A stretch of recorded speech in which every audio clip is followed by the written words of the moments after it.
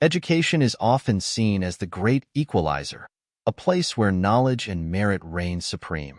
But what happens when prejudice clouds that promise? Imagine a bright, determined student named Marcus Brown, who walked into Professor Whitaker's advanced economics class on the first day, ready to excel. Little did he know that his semester would become a battle, not just for grades, but for dignity. Marcus, a top-performing black student with dreams of pursuing a career in international finance, had faced challenges before but never from a professor. Tall, articulate, and confident, Marcus was used to defying stereotypes. But in Whitaker's class, he found himself under a microscope where his intelligence was constantly questioned. From the very first assignment, Marcus sensed something was off. While his white classmates received detailed feedback on their submissions, his work was dismissed with vague criticisms like lacks depth, despite being well-researched and thoughtful. When Marcus scored lower than students who sought his help outside class, frustration began to set in. Determined not to jump to conclusions, Marcus decided to approach Professor Whitaker during office hours. He politely asked for clarity on how he could improve his work. Whitaker's response was chilling in its indifference. Some people just aren't cut out for this level of analysis, Marcus. Maybe stick to something less demanding. The words stung, but Marcus refused to let them break him. He worked harder, spending late nights in the library and seeking additional help from tutors. Yet, no matter how much effort he poured into his assignments, his grades barely budged. Class discussions were no better. When Marcus raised his hand to contribute, Whitaker would either ignore him entirely or dismiss his points as simplistic. The stark contrast between how Whitaker engaged with other students and his treatment of Marcus was becoming impossible to ignore. Marcus's peers began noticing too. One classmate, Jennifer, pulled him aside after a particularly heated lecture. "It's weird how he treats you," she admitted. "You made a great point today, but he acted like you didn't even exist."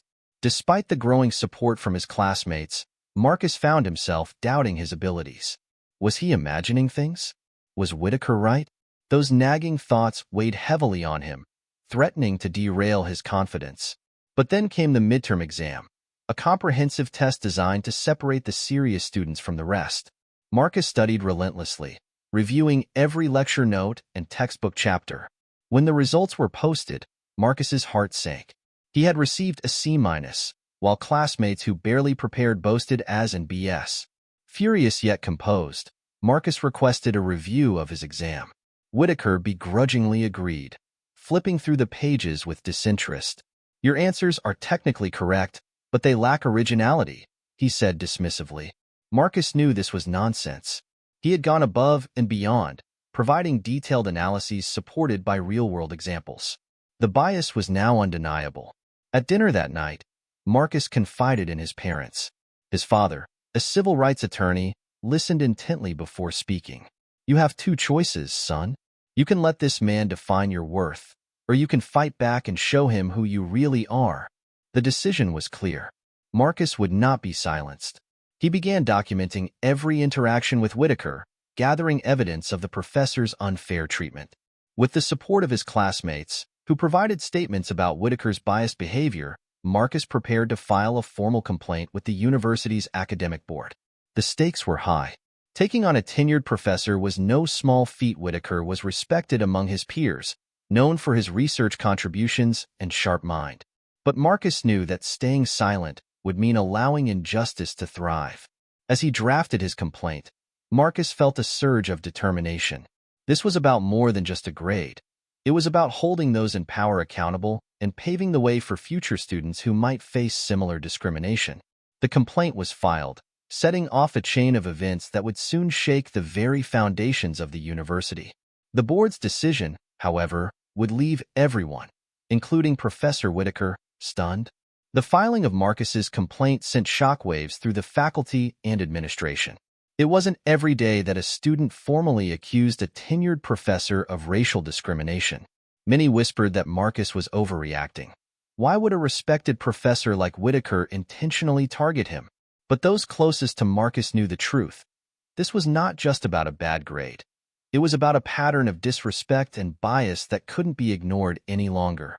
The university's academic board, comprised of senior professors and administrative officials, convened a hearing to assess the validity of the complaint. Marcus was asked to provide evidence, and he came prepared. He presented a meticulously organized folder containing copies of his graded assignments, notes on interactions with Whitaker, and statements from classmates who had witnessed the professor's dismissive behavior. Jennifer's statement was particularly damning. There were times when Marcus made excellent points during discussions, but Professor Whitaker would either ignore him or ridicule his ideas. It was clear that he was being treated differently from the rest of us. Another student, David, recounted an incident where Whitaker openly mocked Marcus's presentation, calling it predictable despite it being one of the most well-researched in the class. The board listened intently, but Marcus could sense skepticism in their eyes. Whitaker was a towering figure in the department, and taking action against him would be a political minefield. Whitaker himself was given the opportunity to respond. He strode into the hearing room with an air of confidence, dressed impeccably in a tailored suit. His voice was calm but laced with condescension. "This complaint is baseless," he began. "Mr. Brown is a capable student, but his work simply does not meet the high standards I expect in my class. Any perceived bias is purely a misunderstanding." He went on to paint Marcus as overly sensitive and unwilling to accept constructive criticism. "I have always treated my students fairly, regardless of their background," Whitaker claimed, casting a glance around the room as if daring anyone to challenge him. The board members exchanged glances. Whitaker's reputation and charisma were formidable. It was clear that some were hesitant to believe Marcus's account, but Marcus was undeterred. He knew he had to drive his point home. "With all due respect, Professor Whitaker," Marcus said, his voice steady, "it's not just about grades. It's about respect and fairness. When you dismiss my ideas without consideration, when you refuse to provide the same level of feedback that you give to other students, it sends a clear message that I don't belong. And that's not something I'm willing to accept." The room fell silent. Even the board members who had seemed doubtful appeared taken aback by Marcus's poise and conviction. The investigation delved deeper. The board requested a review of Whitaker's grading history. Patterns began to emerge. Black and minority students consistently received lower grades than their white peers, even when their work was of comparable quality. Emails surfaced that further implicated Whitaker. In one exchange with a colleague, he referred to a minority student as lacking the intellectual rigor for advanced coursework. Though the student wasn't named, Marcus suspected the comment was about him. The evidence was mounting, but Whitaker wasn't going down without a fight. He hired a legal representative who argued that the grading discrepancies were subjective and that Whitaker's comments had been taken out of context. Tensions ran high as the hearing stretched over several weeks. The university community was divided. Some faculty members rallied behind Whitaker, citing his years of service and academic contributions. Others, particularly younger professors, saw this as a moment of reckoning, a chance to confront the insidious biases that had long gone unchecked. Marcus became both a hero and a target. Supportive students applauded his courage, while others accused him of seeking attention or trying to ruin a respected professor's career. Social media buzzed with debates. Hashtags like #JusticeForMarcus and #StandWithWhitaker trending simultaneously. Despite the mounting pressure, Marcus stood firm. His resolve was fueled by memories of his father's words. "You have to fight for what's right, even when it's uncomfortable." As the investigation neared its conclusion, Marcus felt a mix of hope and anxiety. He had done everything in his power to expose the truth, but the outcome was far from certain. Would the board side with him, or would they protect one of their own? The answer would soon come, and it would be nothing short of shocking. The board had reached a critical juncture.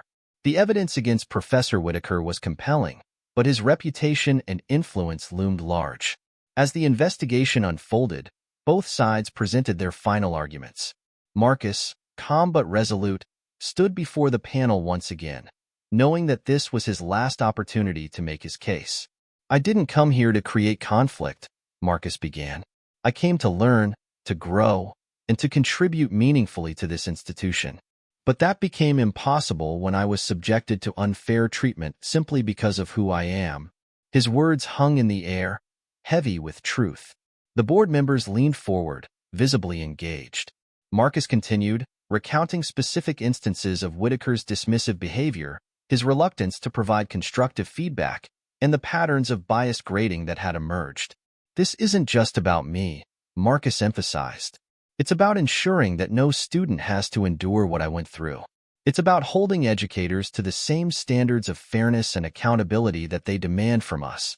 The board chair, a stern woman with years of administrative experience, nodded thoughtfully. Next, Whitaker's legal representative took the floor.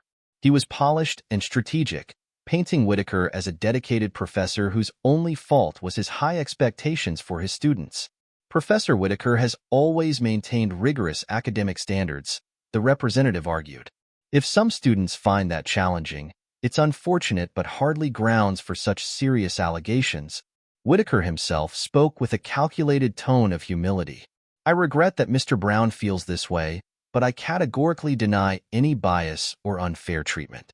I've devoted my life to education, and I believe in fostering excellence among all my students."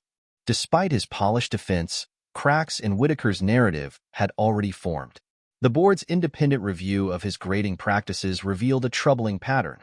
Minority students consistently received lower marks, even when their submissions were objectively superior. Furthermore, interviews with faculty members painted a picture of a man who was brilliant but arrogant, often dismissive of those who challenged his views. One professor, who had initially been reluctant to speak out, eventually came forward. "I've seen him unfairly critique minority students more harshly than others. It's subtle, but it's there," she admitted. The investigation took another dramatic turn when a former student, now a successful entrepreneur, contacted the board. His story mirrored Marcus's experience. The same dismissive behavior, the same biased grading, and the same struggle to prove himself. "I wouldn't be where I am today if I had let Professor Whitaker's words define me," he said during a remote testimony. But that doesn't mean his actions were right. The tension reached its peak when the board revealed they had obtained access to additional email correspondence. In one particularly damning exchange, Whitaker complained about the university's diversity initiatives, calling them lowering the bar for unqualified students. The room fell silent as the board chair read the email aloud. Whitaker's face turned ashen, his confident demeanor faltering for the first time. It was a turning point. The weight of the evidence was now impossible to ignore. Marcus sat quietly, his heart racing. He had done everything he could, but the final decision was out of his hands. The board announced that they would deliberate and reconvene the following week to deliver their verdict. The news spread quickly across campus. Students and faculty alike braced themselves for the outcome. Protests erupted, with students demanding accountability and justice. Signs reading, "End discrimination now," and "We stand with Marcus" filled the quad. The night before the final hearing, Marcus found himself reflecting on the journey. He had faced ridicule, doubt, and immense pressure, but he had remained true to his convictions. Whatever the outcome, he knew he had made a difference. The day of the verdict arrived. The hearing room was packed, tension palpable in the air. The board members filed in, their expressions grave. The chairwoman cleared her throat and began. "After thorough investigation and careful deliberation, the board has reached a unanimous decision." Marcus held his breath. "We find that Professor Whitaker did engage in discriminatory practices that violated the university's standards of fairness and inclusivity." A wave of relief washed over Marcus. But the board wasn't finished. As a result, Professor Whitaker will be suspended indefinitely, pending further review and corrective action. Additionally, the university will implement comprehensive training on bias and inclusivity for all faculty members. Gasps filled the room. Whitaker, once untouchable, had been held accountable. Marcus's classmates clapped quietly, their support palpable. Whitaker stood stiffly, his face unreadable. As Marcus left the hearing room, he was met by a crowd of students and faculty members who had gathered to support him. Jennifer was among them, tears in her eyes. "You did it," she whispered. "We did it," Marcus corrected, grateful for the allies who had stood by him. The journey had been long and arduous, but justice had prevailed. Marcus knew that this victory was about more than just one student. It was a step toward a more inclusive and equitable future for everyone. The board's decision reverberated across the campus and beyond. The news of Whitaker's suspension made headlines, sparking widespread conversations about racism and accountability in higher education. For many students, Marcus's victory was a beacon of hope, a testament that standing up against injustice, even when the odds seemed insurmountable, could lead to meaningful change. But Marcus knew this was only the beginning. The battle had been won, but the war against systemic bias in academia was far from over. As the initial wave of media attention subsided, the university administration began implementing the corrective measures mandated by the board. The first step was a comprehensive review of grading practices across all departments. Faculty members were required to undergo training on implicit bias, a move that sparked mixed reactions. Some professors welcomed the opportunity for growth, recognizing the need to examine their own prejudices. Others, like Whitaker's closest allies, grumbled about political correctness gone too far. Marcus was invited to be part of a newly formed Student Equity Advisory Committee, tasked with ensuring that the university followed through on its promises. The committee, composed of students, faculty, and administrative staff, met weekly to discuss ongoing initiatives and track progress. During one of the first meetings, Marcus spoke candidly about his experiences. "It's not just about grading or classroom interactions," he said. "It's about creating an environment where every student feels valued and respected. That starts with accountability but extends to mentorship, representation, and cultural awareness." His words struck a chord. Faculty members who had initially been defensive began to listen with genuine interest. One professor, Dr. Patel, admitted, "I never realized how much my own biases might be affecting my teaching. This is an eye-opener." The university also launched a mentorship program connecting minority students with supportive faculty members. Marcus, now seen as a campus leader, was frequently approached by younger students seeking advice and inspiration. "How did you stay so strong?" a freshman named Malik asked him one afternoon. "It wasn't easy," Marcus admitted, "but I had people who believed in me and reminded me that I deserved to be here. Now it's my turn to be that person for someone else." The changes weren't limited to academic policies. The student body became more vocal about issues of diversity and inclusion. Cultural events celebrating different backgrounds flourished, fostering a renewed sense of community. Meanwhile, Whitaker's absence was both noticeable and symbolic. His suspension sent a clear message: no one was above accountability. Some faculty members distanced themselves from him, while others quietly questioned whether he would ever return. For Marcus, the victory was bittersweet. He knew that Whitaker's downfall was not the ultimate goal. It was merely a step toward a larger transformation. He wanted a future where no student had to fight the way he had, where fairness was the norm rather than the exception.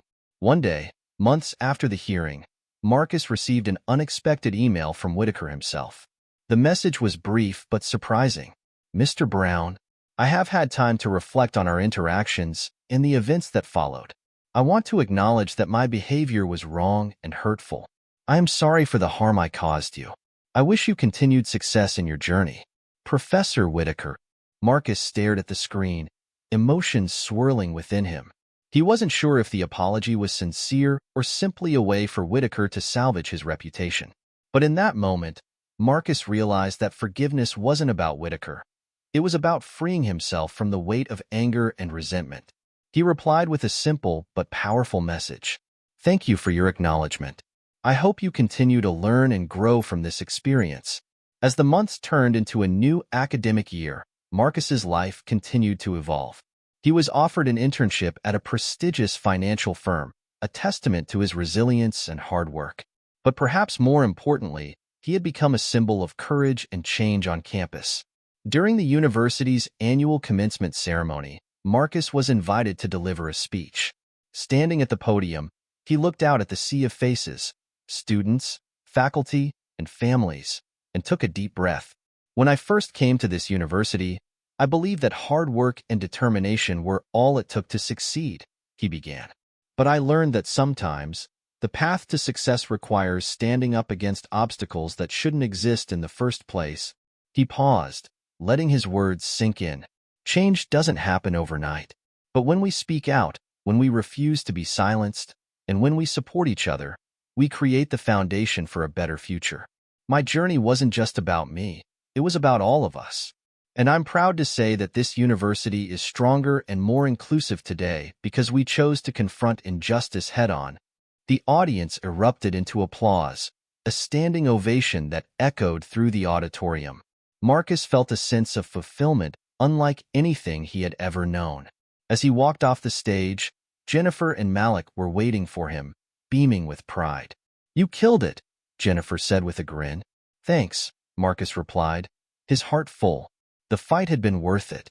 The transformation was real, and Marcus knew that his story would inspire generations to come. As the years passed, the changes that Marcus had helped instigate became deeply embedded in the fabric of the university.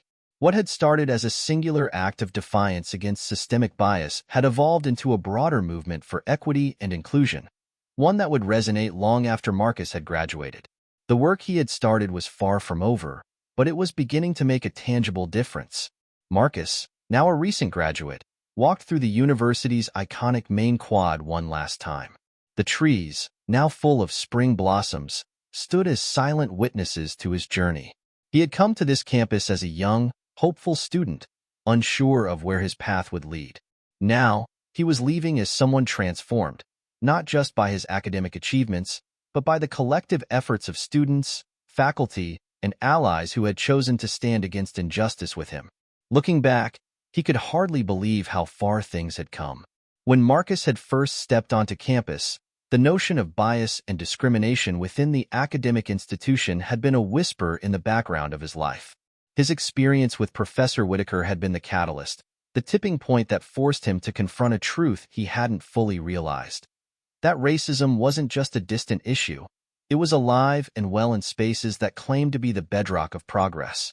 But through the struggle, through every painful moment and every fight for recognition, Marcus had discovered a greater sense of purpose. The moment he learned about the changes that were being implemented in the university was a turning point. The mentorship programs, the diversity training, the shift in the student body's mindset, these were all part of a growing movement. His own journey became symbolic, a reminder that transformation was possible, even in the face of seemingly insurmountable odds. Yet, Marcus was acutely aware that change had only begun. While his personal battle had been won, it was part of a larger, ongoing effort to challenge centuries of discrimination and exclusion. The university had implemented new policies, but he knew that the true test would be in the years to come, when the initial momentum of change started to wane. Would future students be able to keep the pressure on the institution to uphold these values? Or would they face the same complacency that had enabled Professor Whitaker's behavior in the first place? Marcus often found himself thinking about the impact his actions had on the next generation of students. He had stayed in touch with many of his peers, some of whom were now taking up leadership roles in student organizations and advocacy groups. They were continuing the fight, amplifying the message of equality, and challenging the systems that had perpetuated discrimination. One of his closest friends, Malik, had taken on the role of president for the Campus Diversity and Inclusion Committee. Malik had grown into a confident leader, someone who embodied the ideals of fairness and representation that Marcus had once fought so hard for. Malik's leadership was a testament to the ripple effect that Marcus's actions had sparked. "We're carrying the torch," Malik told him one evening as they sat on the campus steps, reminiscing about the past. "Everything you did made this possible. But we're not stopping here." Marcus smiled. There was a sense of pride in knowing that the movement was no longer just his. It had become a shared vision, one that was growing stronger with each passing day. Even in his professional life, the lessons Marcus had learned during his time at the university continued to shape his approach to leadership. He worked tirelessly in his career, advocating for diversity and fairness in every project he took on. He understood the importance of representation in corporate spaces, and he pushed for more inclusive hiring practices and equitable workplace policies. His work wasn't just about personal success. It was about creating environments where everyone had the same opportunities to thrive. Years later, Marcus was invited back to the university to give a keynote address at the graduation ceremony. Standing before a new generation of students, he felt a wave of emotion wash over him. He was no longer the nervous freshman who had stepped into this world unsure of his place. Now, he was a role model, a reminder of the power of perseverance and the impact of standing up for what was right. When I first came here, I was just a kid trying to make sense of the world, Marcus began. But through the struggles, the failures, and the victories, I realized something crucial. It's not enough to simply be good at what we do. We must also make sure that the space we occupy is one that allows others to flourish as well. You will face challenges in your life, some of which may seem unfair or insurmountable. But I promise you this. If you stand up for what's right, you can be part of creating a world that's better than the one you found. The applause that followed felt like the culmination of everything Marcus had worked for. He wasn't just applauded for his academic achievements or his career success. He was applauded for his character, for his willingness to challenge the status quo, and for his unrelenting belief in justice. As the ceremony came to an end, Marcus looked out at the sea of graduates, many of whom were holding their diplomas with tears in their eyes. He thought about the long road ahead for these students, about the challenges they would face as they moved into the world beyond the university. And he knew that, like him, they would be confronted with moments that would demand courage, conviction, and the willingness to push for change, no matter the cost. But Marcus had no doubt that they were ready. They had been shaped by the same ideals that had driven him forward. They, too, would fight for what was right. They, too, would carry the torch. As he stepped off the stage, Jennifer was there waiting for him. She had been his rock throughout everything, and now, standing beside him, she was there to witness his full circle moment. "You did it," she said softly. "You changed everything." Marcus paused and looked around. It wasn't just him.